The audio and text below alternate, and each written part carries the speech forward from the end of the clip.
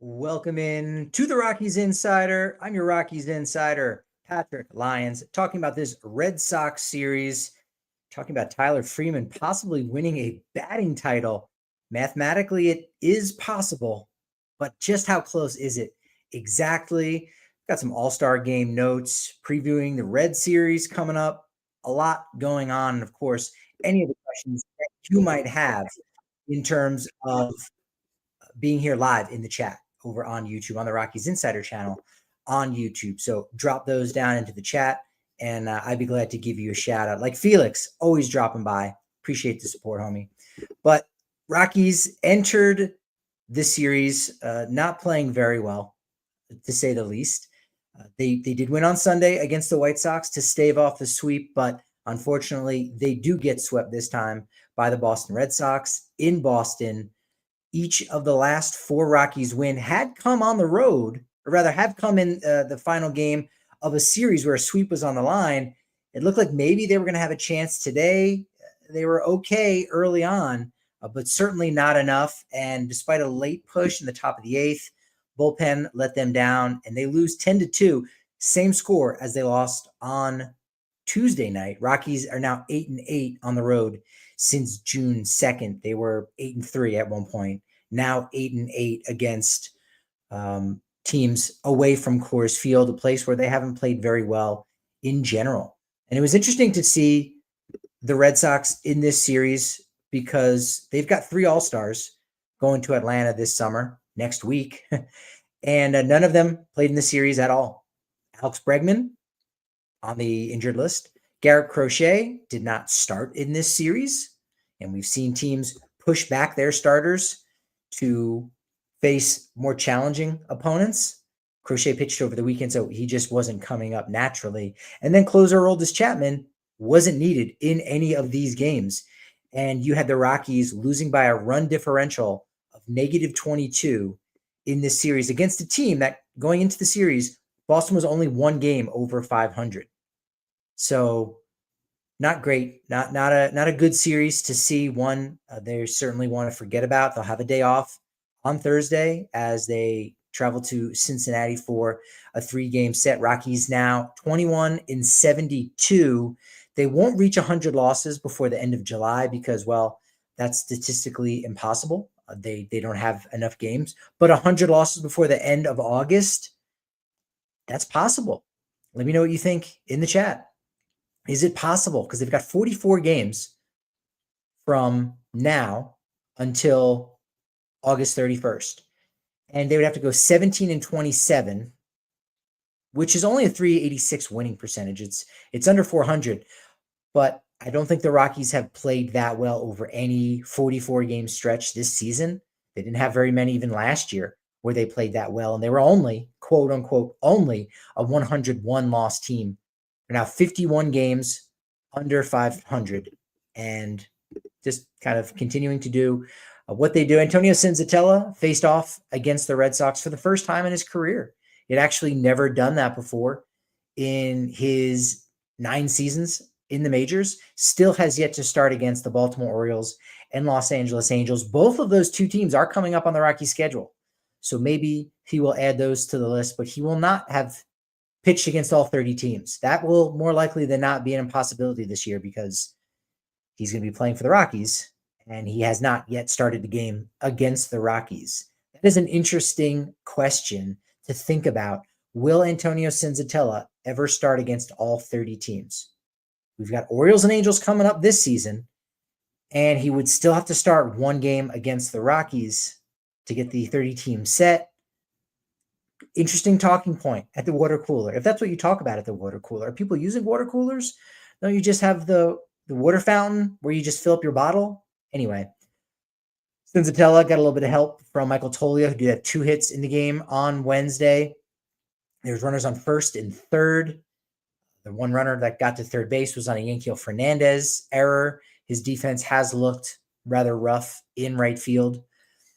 But Michael Toglia with only one out, nice play to his right, down on one knee, throws over to second base for the second out, goes back to cover first base to get the 6-3 3-6-3 double play, a rare one. So that was a nice play there by Tolia to get Senzatella out of the jam. Didn't really matter because the second inning home run by Carlos Narvaez, rookie catcher, was really all the Red Sox would need. Senza was fine, 5 innings pitched, though there were 8 hits, 1 walk, 4 runs scored, and 3 strikeouts.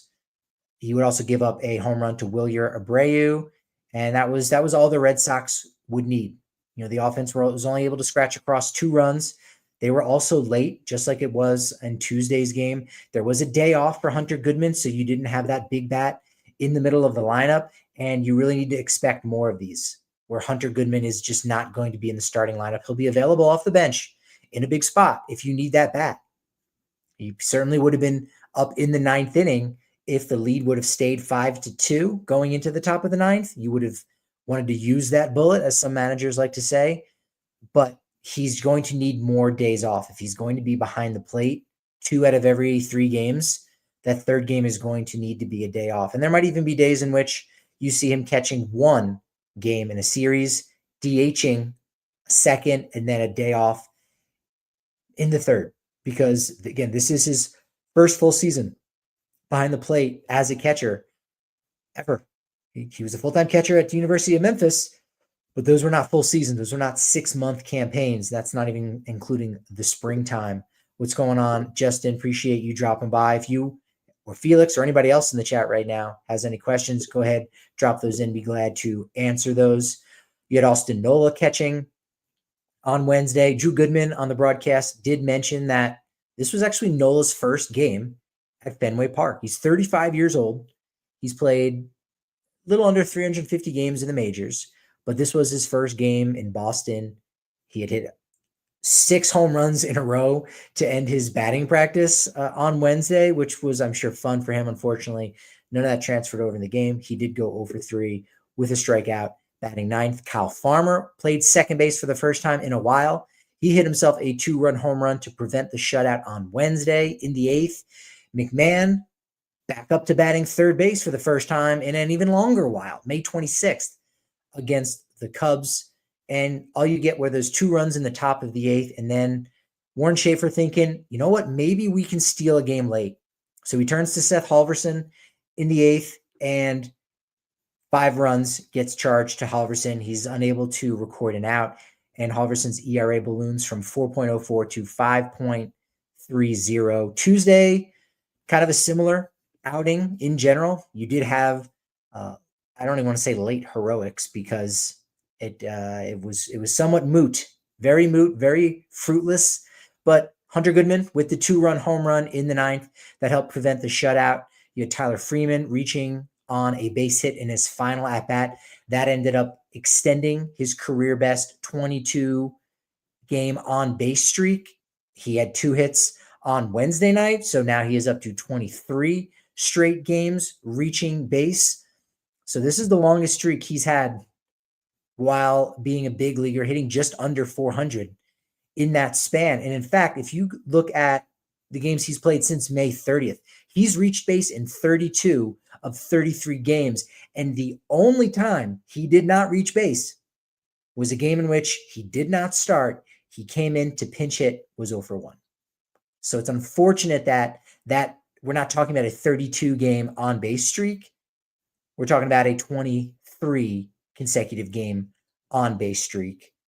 You can always fudge the numbers. You can always create qualifiers to say, in games started, how many consecutive on-base performances has a player had. You can finagle those numbers or the phrasing of it to give Tyler Freeman credit, because he absolutely deserves credit. He entered Wednesday with 17 walks, didn't have a walk, also didn't have a strikeout in the final game on Wednesday. So only 17 walks, or rather has 17 walks, has less strikeouts than that. That's right. Tyler Freeman in 2025, in the day in which OPS is king and striking out is just, hey, whatever. We'll take the doubles and the home runs and the walks. You've got a guy who has only struck out 14 times this season and has walked 17 times. Colorado's version of Luis Ariz, perhaps? Maybe. There's actually only 7 guys right now in the majors with a minimum of 170 plate appearances who have drawn more walks than have struck out. So he's putting the ball in play. He's reaching base. He's getting hits as well, and he's not striking out. I was also surprised to learn from the Rockies TV broadcast, most home runs at Fenway Park on this current roster, yeah, it's Tyler Freeman with 2. Everyone else is combined for 3. Orlando Arcia, Hunter Goodman, who had the one on Tuesday night, and then Kyle Farmer with the one on Wednesday. So entering this series, Tyler Freeman had the most home runs on this roster at Fenway Park, more than everybody else combined. 2 hits for Hunter Freeman. No, 2. That's not even a name. These guys with their names that are so close. I said Kyle Freeland on yesterday's show when I was talking about Kyle Farmer. Oh boy, these names. Tyler Freeman on Wednesday with that 2 for 4 performance.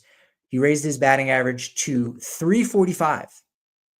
I'm seeing the questions in the chat.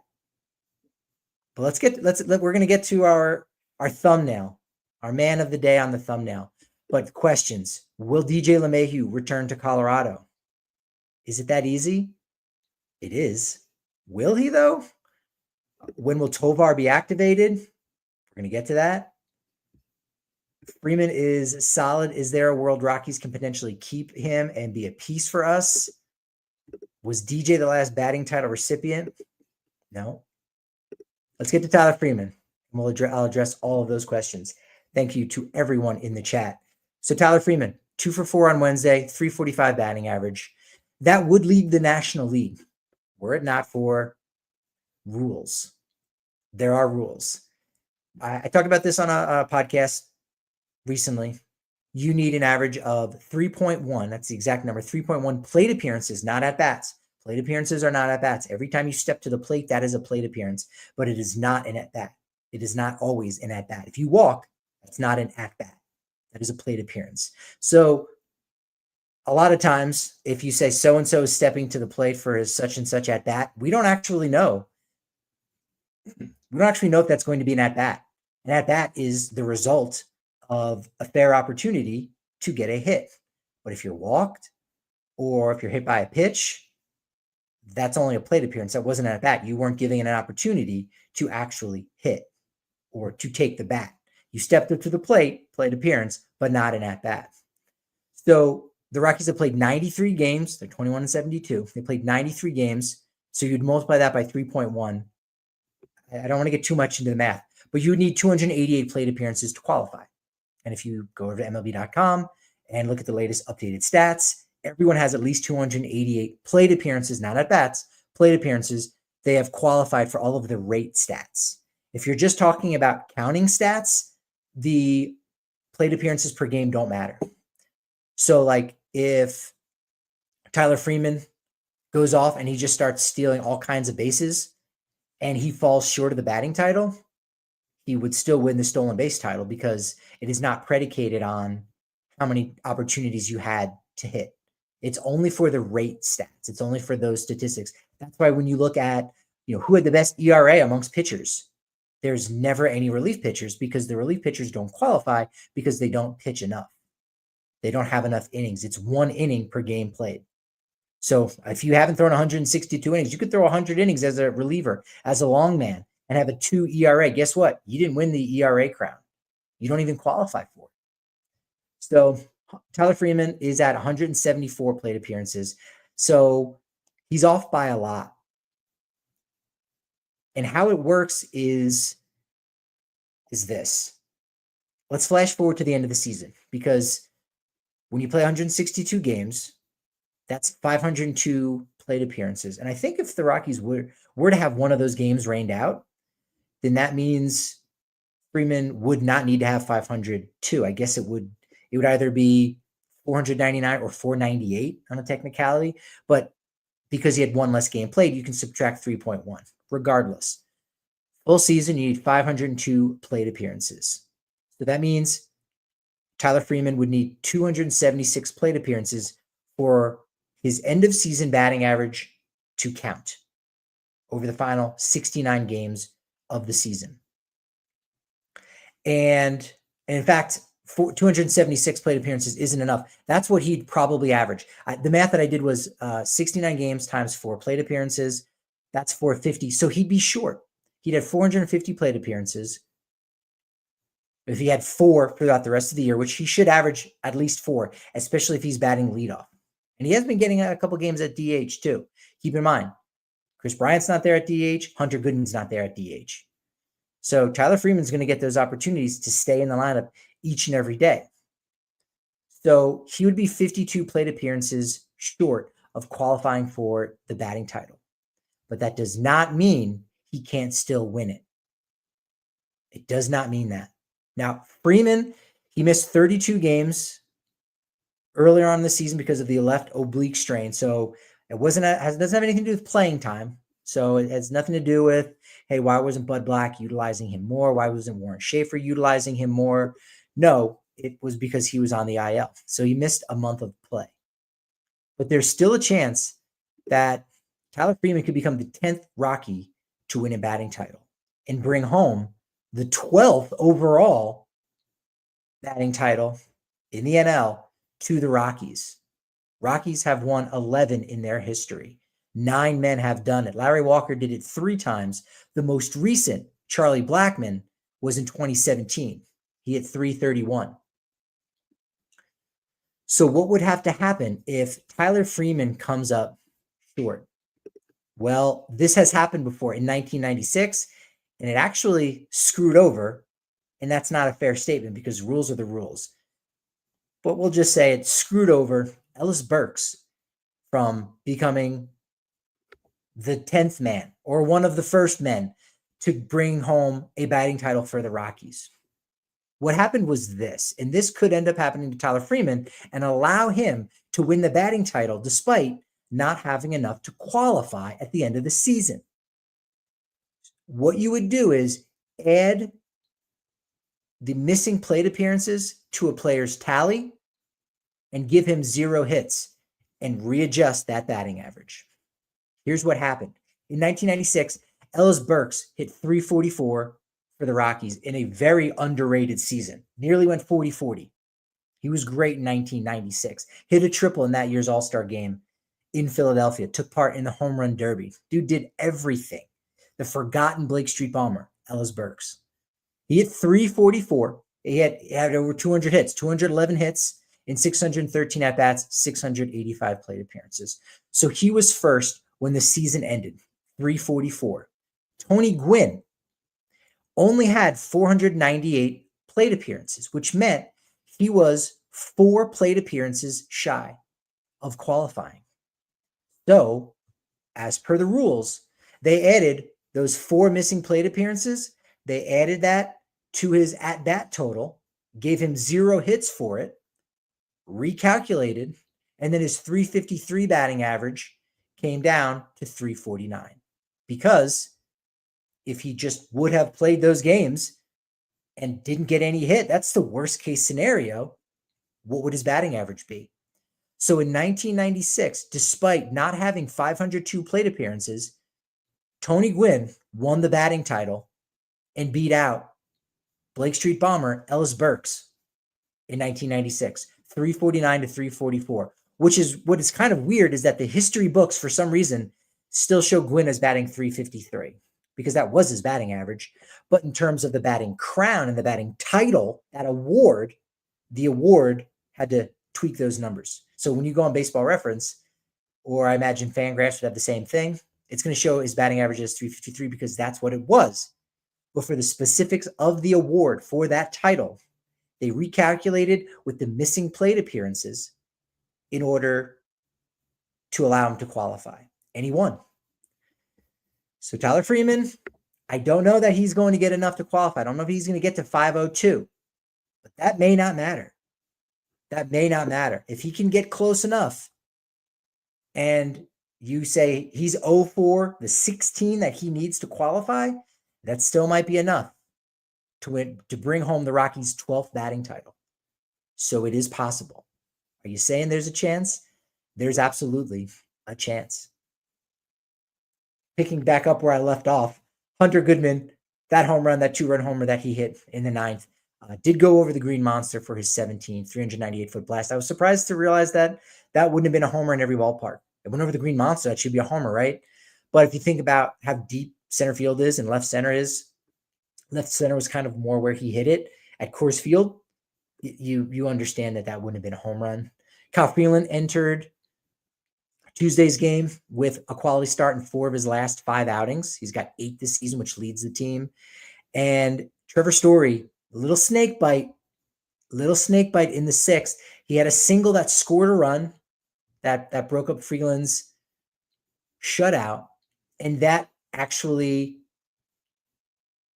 pulled him from the game. That was the last batter that he faced was Trevor Story. On that single, Warren Schaefer said that was enough. They go to the bullpen and Juan Mejia, who has been pitching a lot better. Freeland was at 88 pitches. Unfortunately, Mejia allows both of those inherited runners to score. 2 RBI double by Cedane Rafaela. So the final stat line for Freeland, not great. 5 2/3 innings pitched, 4 hits, 3 runs, 2 walks, 6 strikeouts. If Freeland can get Story out there in the 6th, it's 6 shutout innings. He might, I don't know if he goes out there for one more, probably not in a 0-0 game. But even if he stays in the game and can get Cedane Rafaela out, it's 6 innings, 1 run allowed. Tough break for him, unfortunately. Freeland did what he had to do to earn the win. Probably would have been a win there for just about any other team.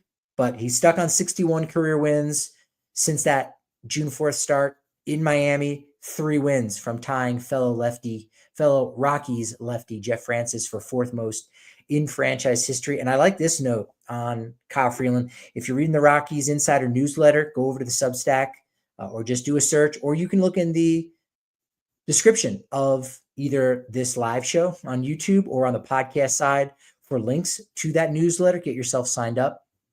I spoke with Kyle Freeland about his first and only start before Tuesday night at Fenway Park. May 14th, 2019. It was his 26th birthday. Pitching against Chris Sale. This was a cool note from the Rockies communications department. Kyle Freeland, or rather the Red Sox lineup in that last start by Kyle Freeland, none of those players are no longer, all of those players are no longer on the Red Sox active roster. The only current Red Sox to play that day was, yes, of course, his teammate, Trevor Story.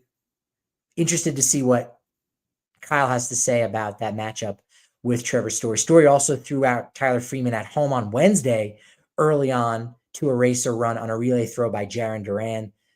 The unfortunate Jake Bird swoon continues on Tuesday night. He gives up a 3-run blast to Trevor Story. Bird can only get 1 out, just like Seth Halverson allows 5 runs. He's got a 12.60 ERA in his last 7 outings. He had a 2.06 ERA on the morning of June 25th. Since then, it has now gone up to 3.70, so it's nearly doubled in the past 2.5 weeks. Ryan McMahon, a lot of chatter about him on the trade front. He just played in his 1,000th career game on Tuesday. He reached his 800th career base hit the other day. How durable has Ryan McMahon been in his career? Think about this. Trevor Story is still 2 games away from reaching 1,000 in his career. Story started on opening day in 2016. McMahon made his debut late in 2017. And after the 2018 season, get this, McMahon had 108 games played. Story had already played in 399. McMahon, more durable than Story. He reaches 1,000 games first. Story also just needs a few more for 1,000 career hits and 200 career home runs.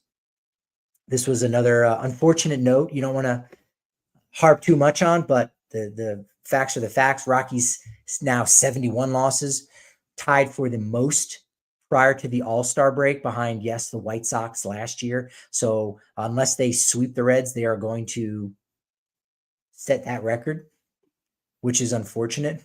Ezequiel Tovar, he did go 1 for 5 on Tuesday night. He DH'd in his 3rd rehab game. He's now 2 for 12 with 3 strikeouts overall during this stint. So I don't put much on those kind of results as he's working through those injuries.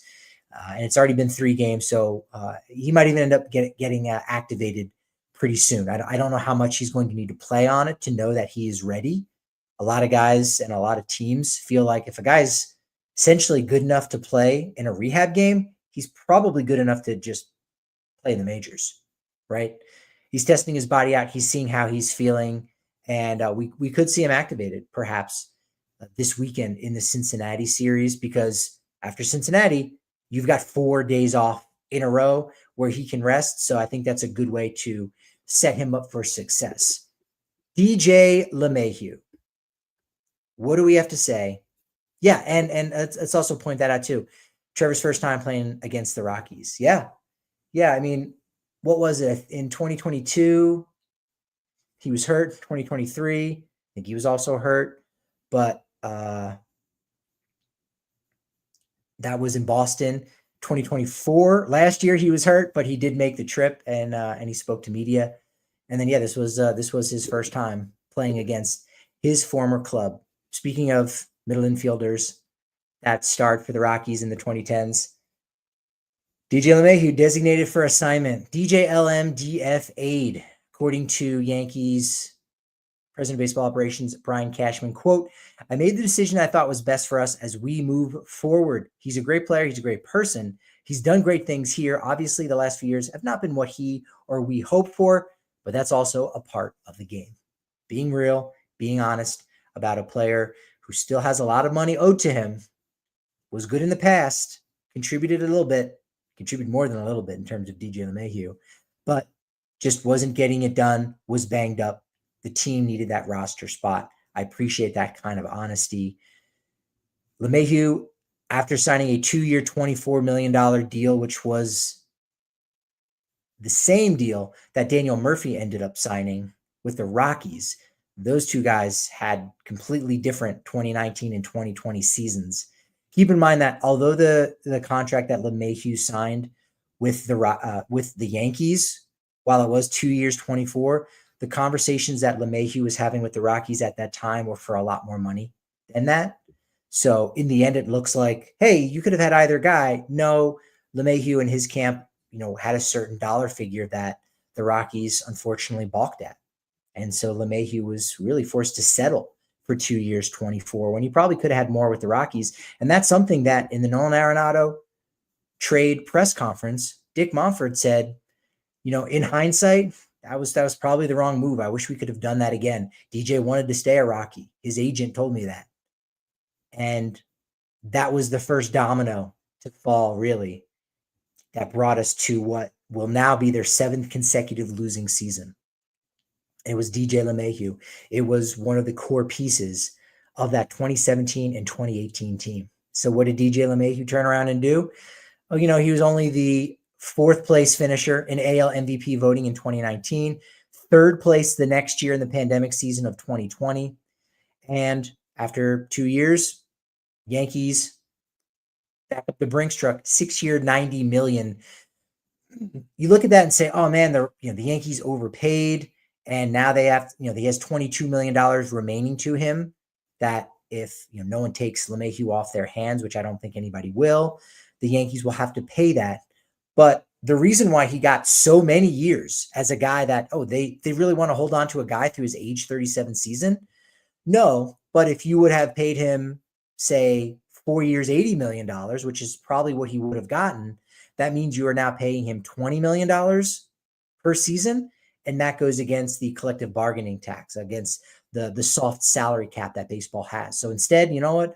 We'll actually give him an extra 2 years and pay him a little bit more. But now he's only making $15 million on average. So it probably is a wash financially for them. It may even save the Yankees money in the long run. And that was one of the reasons why they gave him that much.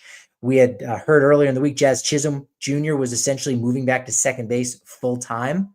So we know the Yankees are going to be interested in a third baseman. Oswald Peraza, Yorby Vivas, maybe JC Escara might play a little bit of third base.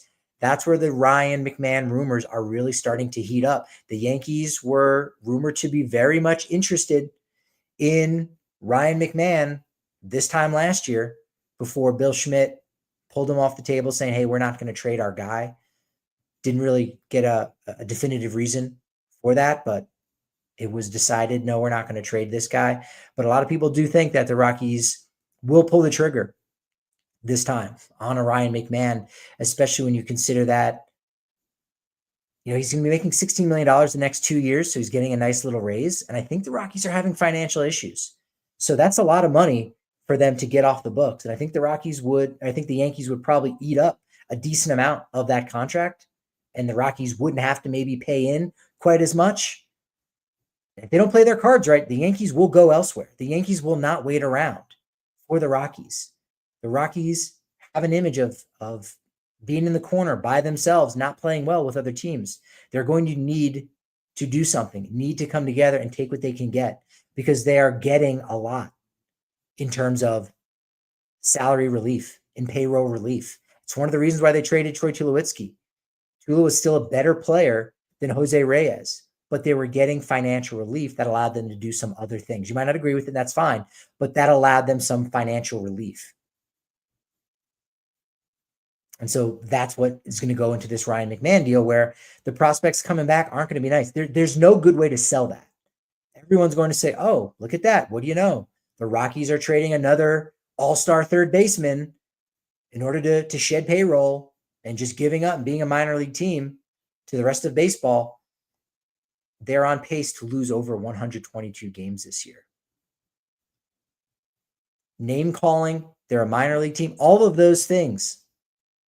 It's just name calling. It doesn't mean anything. The reality is, if you want to get this thing back on track, you've got to start to do things differently, and you've got to start to do things like a lot of other teams in Major League Baseball. The front office and Dick Monfort himself said, hey, we have to do things differently in here because we're at altitude. No, you may have to do some things differently, and you may have learned that some things haven't worked in the past for your organization. But it also doesn't mean that it's not ever going to work again. It could work again. If you put together a different super bullpen, maybe that does work. If you give $182 million to a different superstar player that won an MVP, that might work. If you give a different pitcher the largest contract ever given to a starting pitcher, if it's the right one, that could work. So just because things didn't work one time for this organization in different ways doesn't mean it's never going to work. They've got to break that habit of saying, well, we can't do this, because they're running out of things that they can do. It's really looking like they're doing nothing. And they're the only ones that made those rules up to say, well, we can't do this, we can't do that. Says who? Says who? They've got to start to do things really, really differently. And you know what? I hadn't thought about that. In the oddest of ways, Rockies could trade Ryan McMahon for DJ LeMahieu. Oh my God. I could see that happening behind the scenes right now. I could see. Again, if you make the money work, oh man, that could be an interesting deal. Throw in a prospect, throw in some money. If the Yankees throw in a little bit of money, because if LeMahieu is owed $22 million now, it's basically $7 million for the rest of this year. And then what's the math, Patrick? Come on. $15 million next year. Okay, well, McMahon is owed something like 40 million. So that's $18 million difference that the Rockies would be saving. But McMahon he's offering a lot. He's offering a lot. That more than makes up for the $18 million. So the Yankees would have to kick in a prospect, kick in a little bit of money too while you're at it. Why not? Could that happen? Man, that would be very strange. I don't think so. I think the Rockies know very well that LeMahieu will pass through waivers and no one's going to take on that contract. So there's still a chance that they could get DJ LeMahieu if they really wanted him. But they could bring DJ LeMahieu back and not have to pay him that $22 million, or not have to pay him a fraction of the $22 million based on however much money the Yankees provide them. I don't think it needs to go that extreme. I like how you're thinking, though.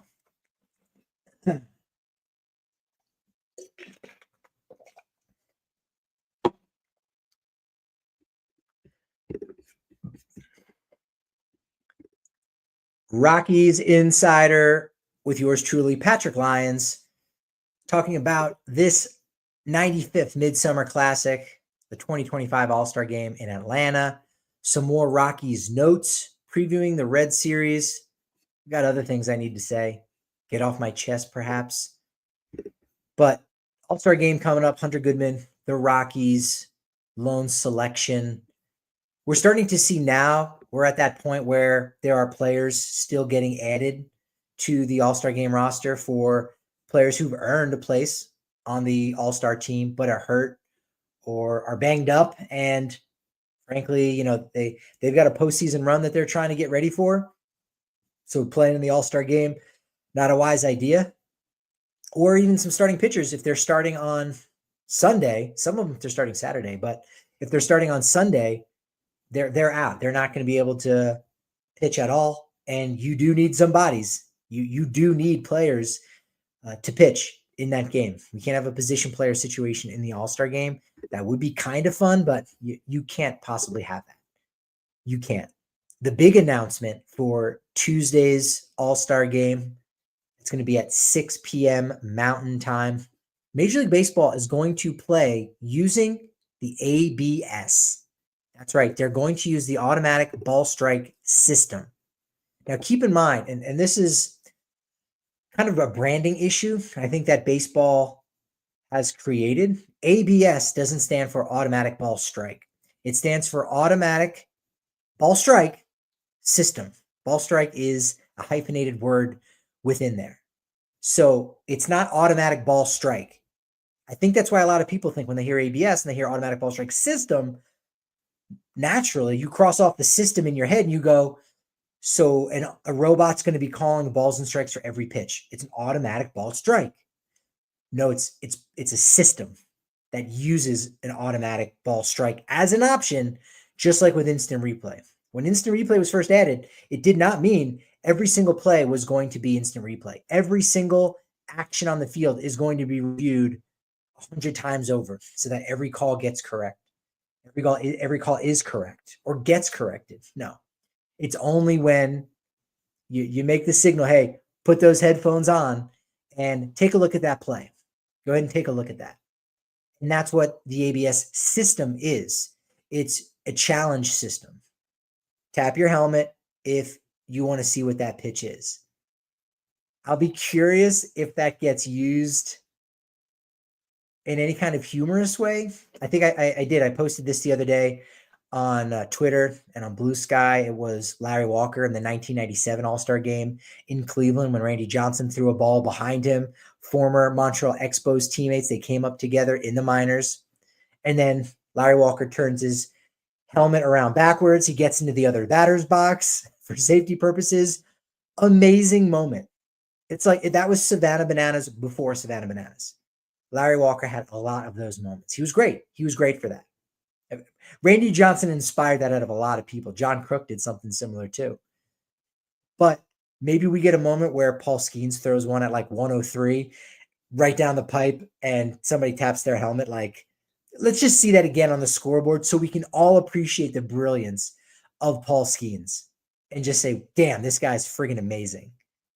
That'll be interesting. Again, I don't know how entertaining that'll be, but for baseball fans, you will. And if the broadcast is paying enough attention, has the right commentary, I think that would be pretty interesting. Great question in the chat. How many challenges does each team get per game? Not clear. They did use 3 during spring training, so I think that's the magic number. In some of the studies that Morgan Sword, one of the folks in the commissioner's office that spoke to me and a lot of the other members of the Baseball Writers Association of America during spring training, during the presentation, pointed out that through all of the studies that they did, they found out that 3 challenges was really that magic number. Because if it was any more than that, it would be used a lot. And keep in mind, 3 challenges doesn't mean 3 challenges. 3 challenges means you have 3 wrong challenges, failed challenges. And because of technology and because of, players have really great eyes. So it's really not technology. Let me rephrase that. Because of how well players' eyes are and how much they know the strike zone, we're going to get to a point where there's going to be a game, unfortunately, for the umpire behind the plate.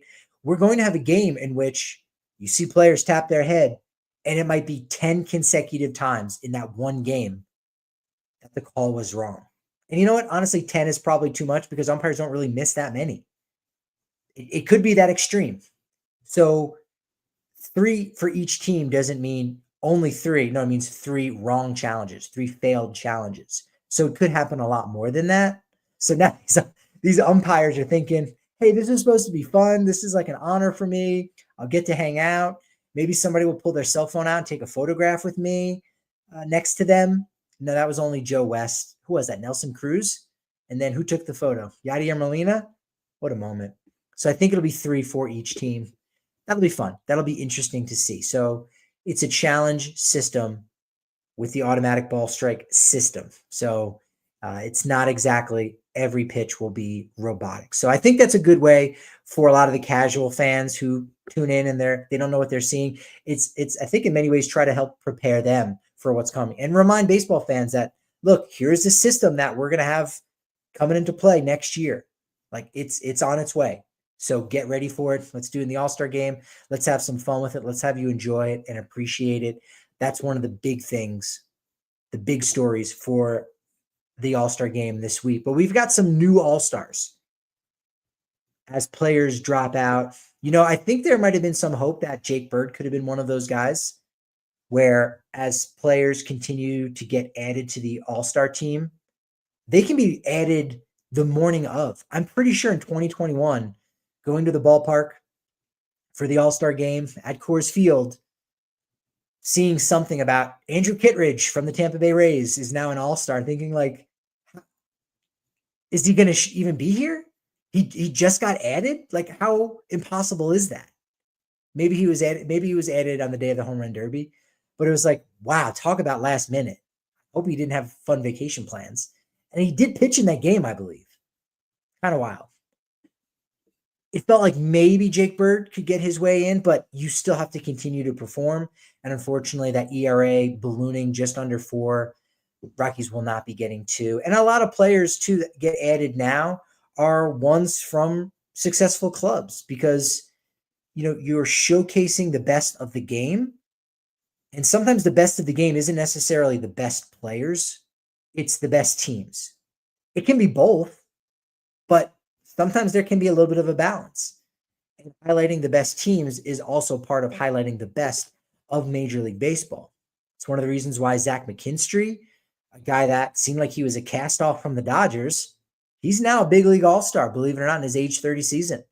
That gives Tigers 5 players. Isaac Paredes was just added, third baseman for the Astros. Just saw him in Denver over the weekend. A lot of people did over the last week, I should say. Jose Ramirez, he's ultimately opting out. He was voted in as the starter for the American League, but he's been suffering from an ankle injury since back in early May. That's been hobbling him a little bit. And sure, you could look at the standings and say, well, is Cleveland really going to be making a run for the postseason? So are your games that valuable? Sure, I guess you could make that argument, but frankly, I like Jose Ramirez. It's not a Manny Ramirez situation. So I'm going to give Jose Ramirez a pass. Junior Caminero was added even before Isaac Paredes was because Alex Bregman is on the IL. So I think Junior Caminero is going to end up starting at third base for the American League. Joe Ryan of the Minnesota Twins, who, correct me if I'm wrong, I should have looked this up maybe before I started recording, but Joe Ryan is a former Tampa Bay Ray. So just like Germán Marquez was a Tampa Bay Ray prospect, and he got poached from their system by the Rockies, Joe Ryan was also poached from the Tampa Bay Rays.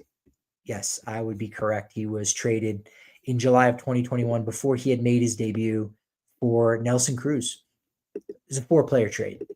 But yeah, so Joe Ryan, he's added. Hunter Brown's not going to be playing that game. And in the National League, Brewers closer Trevor McGill has been added. Andrew Abbott of the Reds has been added. No Yamamoto. We're not going to see Andrew Abbott in the Rockies series, I don't believe. So He'll be good to pitch in that game. Good for the young left-hander. Robert Suarez also added. Chris Sale, Freddie Peralta are going to be out.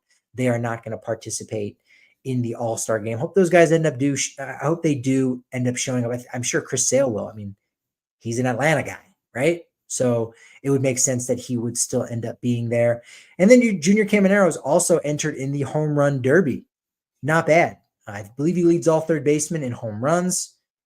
And he's just 22 years old. He is now the second home run derby participant this year under 23 years old. Him and James Wood.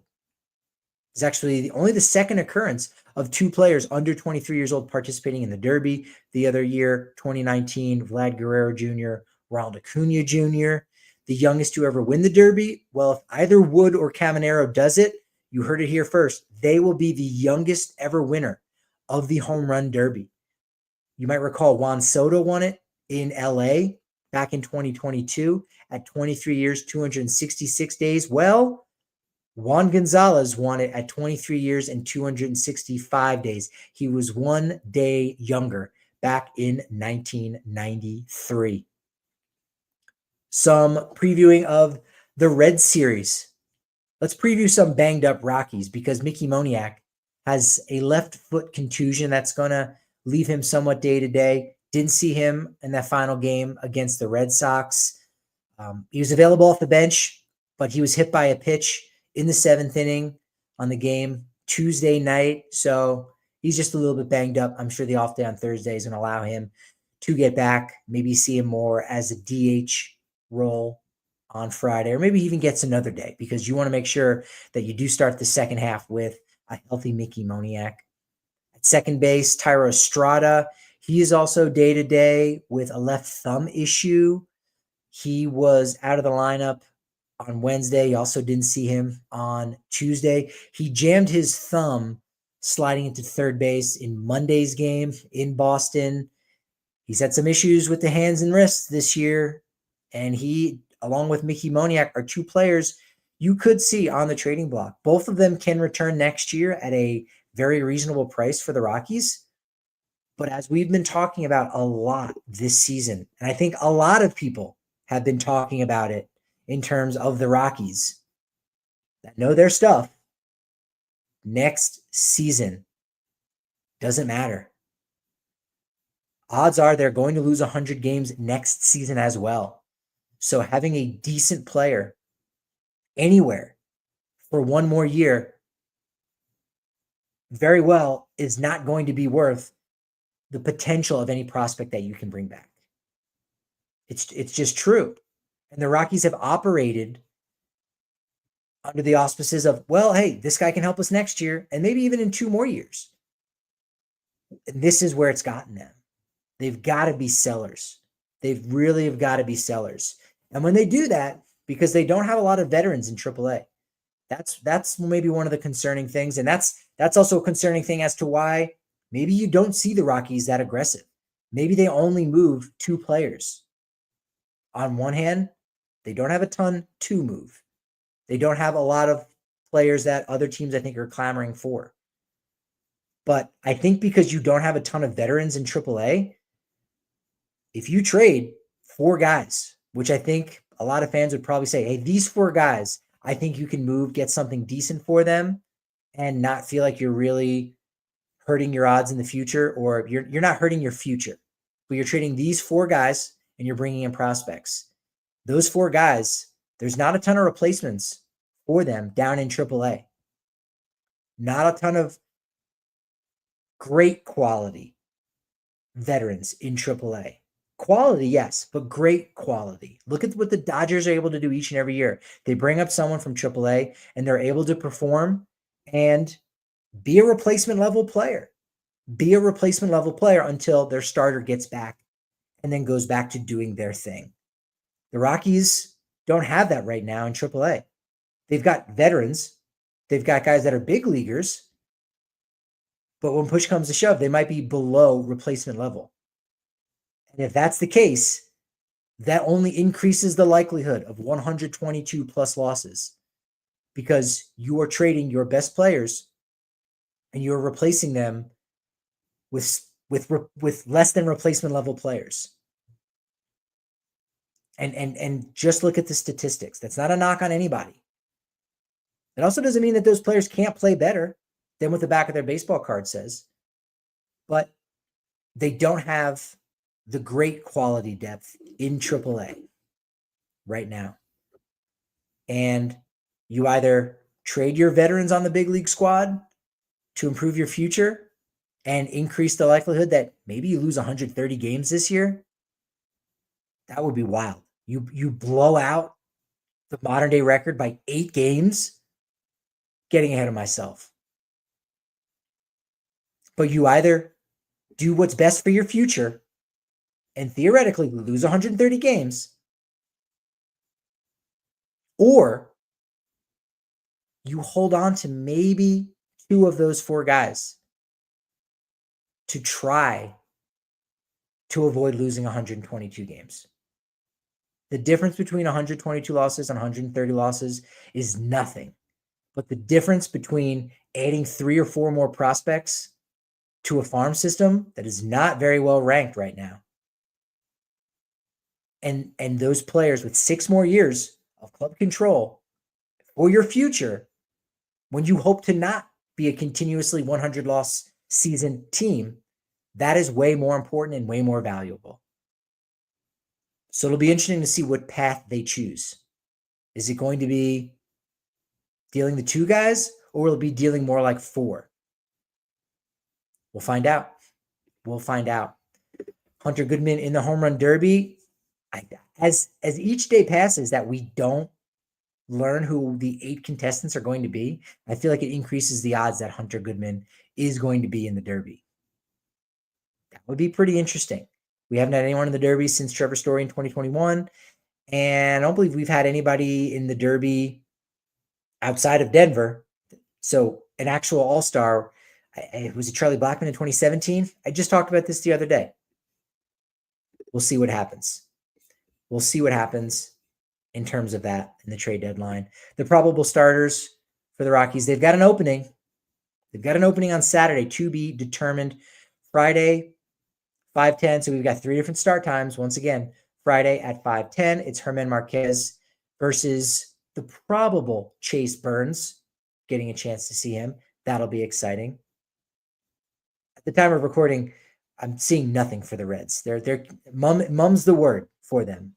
But I think it's going to be Chase Burns on Friday against German Marquez at 5:10. Saturday at 2:10, Brady Singer, I think, for the Reds, to be determined for the Rockies. It's not going to be Ryan Feltner. He started Wednesday night against Albuquerque. Could it be Chase Dollander? Maybe. Somebody would have to go on the IL because he hasn't been down in the AAA long enough. So they would have to make a different move than that. Carson Palmquist. It's not entirely clear what the Rockies are going to do. They do have Bradley Blaylock on the roster. Keep that in mind. He was promoted when Chase Dollander was sent down. So perhaps they use Blaylock in somewhat of a long reliever role, or maybe he just starts the game straight up. We'll kind of wait and see what happens for Saturday. And then Sunday at 11:40, Austin Gomber against, I believe it'll be Nick Martinez, 11:40 a.m. The Reds are in a playoff spot. Or rather, they're in a hunt for a playoff spot. I picked them to be in a playoff spot. I said they would get to the postseason because I love Terry Francona as the manager of this team, and I liked all of their offseason moves. I think they made better offseason moves than what the Nationals did, but the Nationals made good offseason moves. They probably just didn't make the right one in getting a new manager until only this week, firing Dave Martinez and GM Mike Rizzo. So they waited too late for that. But Terry Francona has a way better track record than Dave Martinez. And I like Francona as the manager of this team. So they're going to be gunning for those 3 wins. They're going to be looking for a sweep. Ellie De La Cruz is having an MVP caliber season. That doesn't mean he's going to win the MVP. I think he's probably far from it. I think it would probably. I don't know that it would require the Reds winning the NL Central, which they're not very far back, but they're back. They're not very far back at the Cubs, but it might require that. And it might require Shohei Ohtani disappearing for a while. So that's going to be hard to overcome. But Elly De La Cruz, I mean, that's the guy to watch this season. Their entire rotation has been really, really solid, even with Hunter Green missing some time. That's a quality team right there. It's one of the reasons why I picked the Reds to go to the postseason. I think they are very much legitimate. Yeah, I'll be talking about it on Sunday. Rockies with the 4th pick in the MLB draft. Chat, appreciate you. What are they going to do? What can they do? This could be Bill Schmidt's last one running the show. Interesting times to be a fan of the Rockies. And the last little thing I want to say before I get out of here, I had a lot more to say, but boy, that DJ LeMahieu, he's making things interesting, isn't he? Trade deadline, making things interesting for the Rockies, giving me some good content to talk about. But a cool event's going on this weekend to keep your eye out for, unless you're glued to the TV watching Reds and Rockies. But it's the American Century Championship, a celebrity golf tournament on the shore of Lake Tahoe. These celebrity events are always fun to watch. Even if you're not a huge golf fan, they keep it light, and it's not what you keep on in the background and take a nap to. It's entertaining. It's good. A lot of notable names. Steph Curry is going to be in. He's actually one of the favorites with Marty Fish. Steph Curry won this tournament in 2023, wildly enough. They also do a long drive competition. There's a hole-in-one on the 17th hole. It's only 163 yards. The first year they ever did it officially, call it the Corbell hole-in-one in 2012. Who sunk that albatross? That is what you would call it. But who sunk the hole-in-one? John Elway. How about that? Pretty cool. There are 3 pitchers that have better than 20-1 odds. There are 3 players, MLB players, that you might recognize, and a list of about a half a dozen former big league players. Mark Mulder, John Smoltz, Derek Lowe. In fact, Smoltz has the 5th shortest odds. So he's one of the favorites. Mark Mulder, believe it or not, he won this tournament 3 years in a row, 2015 to 2017. That's crazy. Kevin Millar, Chase Utley, David Wells, Joe Mauer, Albert Pujols, and Jason Worth are all going to be participating in the American Century Championship this weekend in Lake Tahoe. But did you know the player with the most American Century Championships, the player with the most American Century Championships is a former big leaguer. It's Rick Rhoden. Do you know that name? His final year was 1989. His first championship was 1991. He's mostly pitched with the Pirates. He won it 8 times, most recently in 2009. So pitchers are good golfers. We know that. Kyle Freeland, probably the best golfer. That could be controversial in the clubhouse. So I have to be careful if I have those kind of conversations next week when I get back to Coors Field. But Kyle Freeland, very good golfer.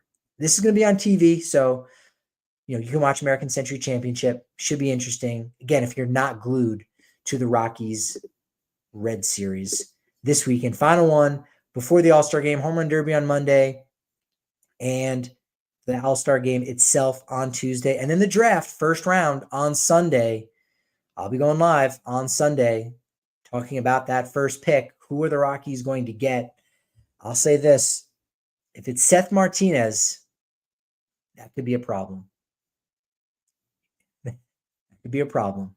He's a guy at number 4 on a lot of boards. A high school pitcher, and the Colorado Rockies do not mix. That could be a problem. So we'll see. We'll see what happens. At Patrick D. Lyons, at Patrick D. Lyons, MLB, and the Rockies Insider channel over on YouTube. Subscribe, leave a review, leave a rating. It can go a real long way, so I'd appreciate it if you could do that for just a moment. And I appreciate everyone dropping by, giving me momentum on the Rockies Insider as you do each and every day. But that momentum, unfortunately, can only be as good as my next show. So, of course, I'll talk to you tomorrow.